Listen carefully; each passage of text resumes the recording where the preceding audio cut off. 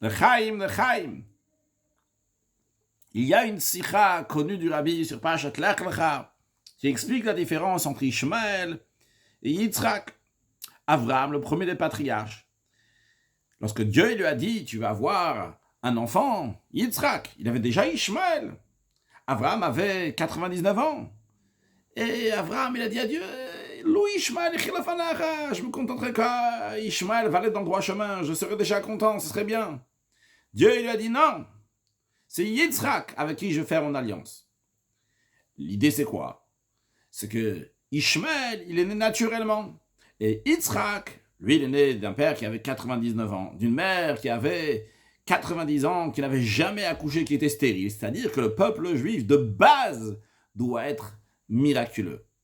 Et l'idée que le rabbi développe dans la Sikha, c'est que le comportement d'un juif doit être comme Yitzhak et non pas comme Ishmaël. Doit être miraculeusement, c'est-à-dire irrationnel, au-delà de la compréhension, et non pas rationnel dans la compréhension, dans la nature. Parce qu'en effet, un juif, il est surnaturel.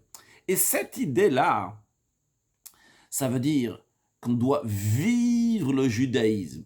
En d'autres mots, non pas comme Ishmaël, qu'à l'âge de 13 ans, il est grand, il est mature, il comprend maintenant. Il dit, ok, j'accepte Dieu, je suis d'accord de faire une alliance avec Dieu, mais c'est dans le sang, c'est inné dans l'enfant juif. Alors évidemment, nous aussi, on doit s'éduquer, éduquer nos enfants, ça va être inné dans eux, pas quelque chose en plus. Il y a la vie, et dans cette vie-là, on met aussi du judaïsme. Et ça, c'est deux visions qui sont complètement différentes dans le judaïsme même. Je ne parle pas maintenant entre un juif et un arabe. On parle de religions différentes. Je parle dans la religion juive. Même, il y a deux manières comment voir, comment éduquer l'aspect de toutes choses. Il y a trois choses de Zohar nous dit qui se rattachent l'un à l'autre. C'est Israël, Oraita et Kuchabrihu. C'est le peuple juif, la Torah et Akadosh Baruch Hu. Voyons les deux visions qu'il peut y avoir aussi bien d'un juif, les deux visions qu'il peut y avoir de la Torah, et les deux visions qu'il peut y avoir en ce qui concerne Dieu. La vision en ce qui concerne un juif, quelqu'un peut le voir de manière tout à fait ishmaélique, c'est-à-dire qu'il le regarde de manière extérieure, de manière technique. Il voit un juif, il va mesurer ce juif-là, je dirais comme un goy, il mesure, ça veut dire comme un goy il mesure, il va mesurer. Est-ce qu'il pratique? Est-ce qu'il pratique pas? S'il pratique, là il est juif. Il pratique pas, il n'est pas juif. Une manière de voir les choses comme ça, c'est-à-dire qu'un juif, c'est une religion. Il y a le juif, il est né, et après il y a quelque chose qu'on colle sur lui, il est juif, ou il n'est pas juif, en fonction de ce qu'il va faire. Jamais de la vie. Ça c'est un juif. Et malheureusement, il y a des gens qui regardent les choses comme ça. Je parle des gens qui se considèrent religieux, qui disent, s'il pratique, il est juif, s'il pratique pas, il n'est pas juif. Et quand on leur demande, mais dis-moi, ton enfant, quand il est né, avant qu'il pratique, est-ce qu'il est juif ou pas? Il n'est pas juif, tant qu'il n'a pas fait la bar mitzvah, ou tant que tu l'as pas fait faire une mitzvah, il n'est pas juif. Non, c'est pas la même chose. Bien sûr que c'est la même chose. Un juif, c'est un juif parce qu'il est né d'une mère juive. De la même manière que lorsqu'il y a un arbre, d'un arbre va pas venir un singe, et d'un singe ne va pas venir un être humain. De la même manière, d'une mère juive va pas venir un goy. D'une mère juive, ce qui sort, c'est un enfant qui est juif. Il est juif dans son sang, dans sa nature. Il a une neshama, ce n'est pas celle de Dieu. Il ne pratique pas encore. Non, il va pratiquer après. Évidemment qu'il faut pratiquer aussi. Évidemment qu'il faut étudier la Torah et faire la mitzvot, parce qu'il faut exprimer ce lien que nous avons avec Hachem. Mais il ne faut pas mélanger les choses, c'est pas pour ça que cette personne-là n'est pas juive. Quand on va dans cet esprit-là, ishmaélique, eh bien, on peut dire, bon, c'est qu'un enfant, bon, on va pas lui donner à manger cachère, ou pas trop cachère. Ça, on va dans cet esprit-là. Quand on va dans un esprit qu'un juif, il est attaché à Dieu par sa neshama, par son âme, et dès sa naissance, il a cet attachement à Dieu. Et à ce moment-là, on fait ces calculs-là, ils n'existent pas. Quelqu'un, il est en train de passer à la caisse, dans un magasin, et il a un caddie avec plein de produits laitiers qui ne sont pas les chameaux. C'est quelqu'un, il est religieux. On lui demande qu'est-ce qui se passe, qu'est-ce que ça fait là-bas dans son caddie. Tous ces produits-là qui ne sont c'est pas du lait chameau. C'est pas du lait qui est gardé, qui a été surveillé par un juif. Non, c'est pas pour moi. Moi, je suis religieux. C'est pour ma femme et mes enfants. Ma femme, c'est de seconde classe. Les enfants, n'en parlons pas. Et ça va, ils sont pas... Moi, je suis un ben Torah, moi, qui étudie la Torah, mais eux, bon, c'est pas nécessaire. D'où vient cette vision? C'est ishmaélique. C'est de voir la Torah rationnellement, qu'il n'y a pas de vie dans cette Torah, il n'y a pas d'essence dans cette Torah-là. Donc il y a une différence entre lui, entre l'autre, etc. Mais jamais de la vie, au contraire. Un enfant, il fait très attention. Et je ne parle pas sur le plan halachique. Je parle sur, dans l'essence, un enfant, il est en train de grandir avec ce que tu es en train de lui donner. Il faut lui donner le meilleur du meilleur. Alors qu'est-ce que ça veut dire, voir un enfant, bon, il se comporte de telle manière? Pas du tout. L'enfant, il faut lui donner le meilleur dès qu'il est né, pas seulement dès qu'il est né. Comme le rabbi a dit à certaines personnes qui ont demandé, notre enfant, il a 1 an, quand est-ce qu'on doit commencer à l'éduquer? Le rabbi a dit, ça, il y a 2 ans, dès la conception déjà, ça commence. De la manière, l'éducation de l'enfant. Alors, voir un juif dans son essence, il a une neshama, il a une parcelle de Dieu. Hein, il me dit, ah, celui-là, c'est un goy. Pourquoi c'est un goy? Ah, parce qu'il ne fait pas Shabbat, etc. Mais dès que ça arrive d'aller ramasser de l'argent pour sa synagogue, pour le lieu d'études, ah, bien sûr, c'est un grand tzaddik.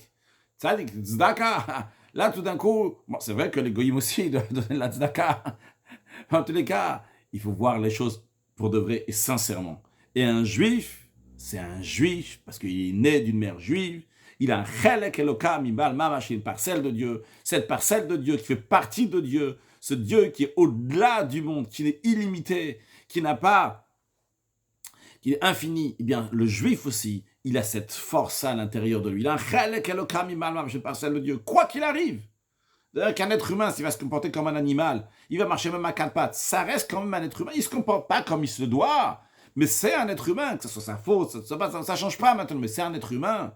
Un juif, que ce soit de sa faute ou pas, qui se comporte de telle et telle manière, mais c'est un juif. C'est comme ça qu'il faut voir un juif, avec des lunettes de Yitzhak, avec des lunettes juives, non pas avec des lunettes ishmaéliques.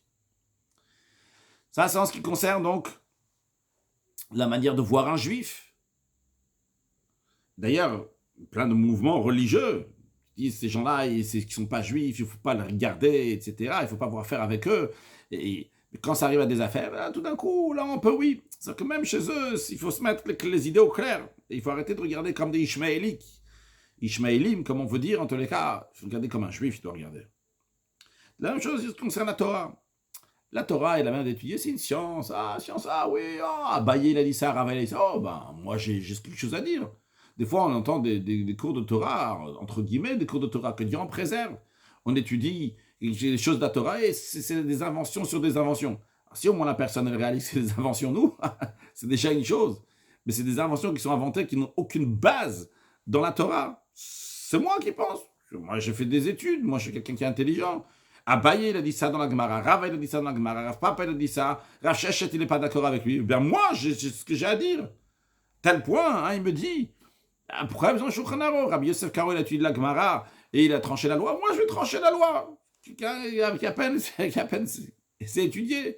Il apprend de la Mishnah, il apprend ci, il apprend... Ah, ça y est, maintenant, j'ai déjà compris. Je sais déjà exactement ce qu'il faut faire. D'où ça vient, ça? Ça, c'est quand on regarde la Torah comme un Ishmaël. On regarde la Torah comme un Goy. C'est une science. Dans la science, tel médecin, il a dit ça, l'autre médecin, il dit différemment. Tel scientifique, il a dit ça, l'autre scientifique, il dit différemment. Mais nous, on est en train d'étudier la Torah Tachem. Et quand Abaye et Rav, ils ont dit quelque chose, ça a été écrit dans la Gemara, ça c'est Torah Lishma, eux ils ont étudié la Torah parce qu'ils étaient attachés à Dieu, et la parole de Dieu passe à travers Abaye et à travers Rav, et à travers Bet Shammai et à travers Bet Hillel. Même quand ils se contredisent, Eilu va Eilu divir lekin chaim, les deux c'est de Dieu, c'est des paroles de Dieu. C'est de la divinité la Torah. C'est pas juste une Torah qui a été donnée de Dieu et qui maintenant, je mélange ce que j'ai envie. Ou ceux qui disent, ah, Roshi avant Rashi. Ma tête avant Rashi. Qu'est-ce que ta tête? Qu'est-ce que t'as compris ta tête? D'abord, tu étudies Rashi. Et si tu dis Rashi, t'as pas compris. Eh bien, cela, tu as le droit de dire, j'ai pas compris Rashi. Non, je contredis Rashi. Non, je me révolte. C'est comme ça qu'on étudie la Torah. Un avec qui j'ai appris, il me dit, non, oui, en effet, Rashi dit comme ça, mais j'étudie en mode Avrer, il m'a dit. Mode Avrer. C'est quoi? Je contredis. Je connais bien, je sais contredire. Et c'est quoi cette histoire? Tu rêves. La Torah, c'est la Torah de Dieu. On étudie ce qui est écrit dans la Torah, parce qu'on voit ça comme un juif. Et Kabbalatol, Be'emunok, c'est sûr et certain, ce qui est écrit, ça c'est la vérité. T'as pas compris? C'est-à-dire, t'as le droit de pas comprendre. T'as le droit de dire, j'ai pas compris. Et t'as le droit d'essayer de comprendre et de réussir à comprendre.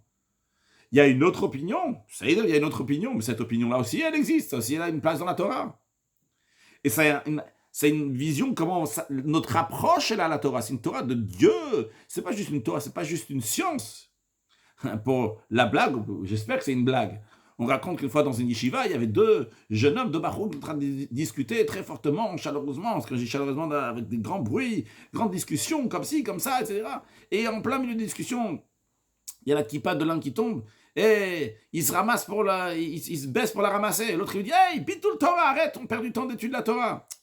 Ça, c'est une étude de Torah qui n'a pas de Dieu dans ça. C'est comme Ishmael. Bon, c'est intéressant. Il y a une science qui est ici. Il y a quelque chose qui a été dit. Ça n'a pas que sur la manière comment on étudie la Torah avec les enfants, la manière qu'on enseigne aux autres personnes, qu'on partage avec d'autres personnes. Ah, j'ai dit ça. Ah, ça veut dire ça. Une fois, quelqu'un m'a dit, donc, Mara, tel et tel, il y a écrit telle et telle chose. Je lui ai dit, me souvenir, il n'y a pas écrit. Il me dit, non. Je te dis, je vais te montrer. Et il a ouvert la Gemara. Il m'a dit, voilà ce qui est écrit. Je lui ai dit, non, c'est écrit ce que tu as dit. Non, mais ça veut dire ça et ça.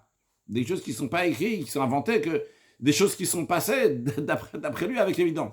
C'est-à-dire que tu veux dire que on peut déduire ça, mais que tout doit être ma tête avant tout, ma médecine, toute mon existence. D'après ça, qu'on réfléchit d'une telle manière, c'est que d'abord, il y a moi, il y a mon existence. C'est pas Dieu qui est là en premier, il y a moi. Et moi, ce que je veux, je vais faire rentrer ici dans la Gemara. Ce que je veux, je vais faire rentrer ici dans le Midrash. Ce que je veux, je vais faire rentrer ici dans le Chumash. Ce que je veux faire rentrer dans la Mishnah. Jamais de la vie. La première des choses qu'il y a, c'est Dieu. Et Dieu doit se pénétrer dans moi. Non pas moi dans Dieu, mais Dieu dans moi. Alors évidemment que moi, je dois aller dans Dieu. Mais l'idée que je veux dire ici, c'est qu'il y a d'abord Dieu, et tout c'est Dieu. Einon milvado. Et moi, j'essaie de comprendre, parce que Akadosh Baruch Hu, que je fais partie de lui. Et parce que je fais partie de lui, que je dévoile ce qu'il y a de partie dans lui. Mais ça, c'est une approche à Torah qui est complètement différente. L'éducation des enfants aussi à l'école. Est-ce que je vais les envoyer dans une école dans laquelle il y a des juifs, dans une école dans laquelle on étudie la Torah, ou bien je vais les envoyer pas dans une école de juifs, dans une école qui est juive. C'est une école qui est juive. C'est pas seulement une école dans laquelle on donne des bons cours de Torah, mais c'est une école dans laquelle on vit le judaïsme. En effet, dans les écoles Chabad, on vit le judaïsme. C'est une école juive. Et d'ailleurs, le rabbi a insisté énormément que les chassidim vont mettre leurs enfants dans l'école Chabad. Et j'ai pas vu que le rabbi a dit spécialement les chassidim, mais que les enfants vont être dans les écoles Chabad. Pourquoi ? C'est pas question maintenant de coutume sfarad, ashkenaz ou Chabad. C'est pas ça du tout l'esprit. Mais c'est pas la question, parce que c'est l'esprit qui est l'essentiel.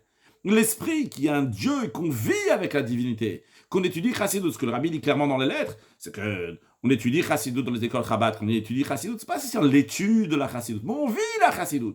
Quand on vit la Chassidut, c'est-à-dire on vit avec Dieu. Parce que cette manière de voir d'une manière ou d'une autre manière, c'est la question, est-ce qu'on va voir ça avec pshitut, avec simplicité, avec véracité? C'est ça, c'est Akadosh Baruch qui nous a donné. C'est une Torah d'Akadosh Baruch, ou c'est un juif qui est lié avec Akadosh Baruch. Quand c'est d'une telle manière, eh bien, à ce moment-là, la manière de vivre la Torah est complètement différente. La manière de voir un juif, elle est complètement différente. On le vit parce qu'on est une seule chose avec Dieu. Eh bien, justement, ça c'est voir comme Yitzhak, du surnaturel, du divin, l'attachement avec Akadosh Baruch Hu. Et il en est de même aussi en ce qui concerne Akadosh Baruch Hu, Dieu. Comment on va voir Akadosh Baruch Hu? Il y en a qui voient Akadosh Baruch Hu de manière ishmaélique, de manière technique, on va dire. C'est quoi? Qui sont des affaires maintenant avec Akadosh Baruch Hu. J'ai fait ci, il va me faire ça. C'est vrai, c'est juste. Hein. C'est pas quelque chose qui est faux, ça d'ailleurs. Ça c'est quelque chose qui est vrai. Je m'attache à Akadosh Baruch Hu d'une telle manière, je fais ce qu'Akadosh Baruch Hu m'a demandé de faire, donc en retour, je vais avoir ça et ça. Mais ça, c'est juste uniquement le technique, le côté technique, un rapport avec Akadosh Baruch Hu d'une telle manière, d'une autre manière. Mais il n'y a pas ici, je ne suis pas attaché à Dieu lui-même. Je suis attaché aux actions de Dieu. Dieu, c'est quelqu'un, c'est un roi qui décide si j'ai fait ci, j'ai pas fait ça. C'est technique, mais il n'y a pas ici du divin. Eh bien, justement, l'idée de cette sikha, en tous les cas, comme je le comprends en tant que Fabringen, partagé, donc comme je le comprends, c'est que il faut voir Akadosh Baruch Hu, il faut s'attacher à Dieu comme un Yitzhak qui s'attache à Dieu. Non pas comme un Ishmael, il s'attache à Dieu. Non pas comme un Ishmael, il s'attache à Dieu, mais comme un Yitzhak qui s'attache à Akadosh Baruch Hu.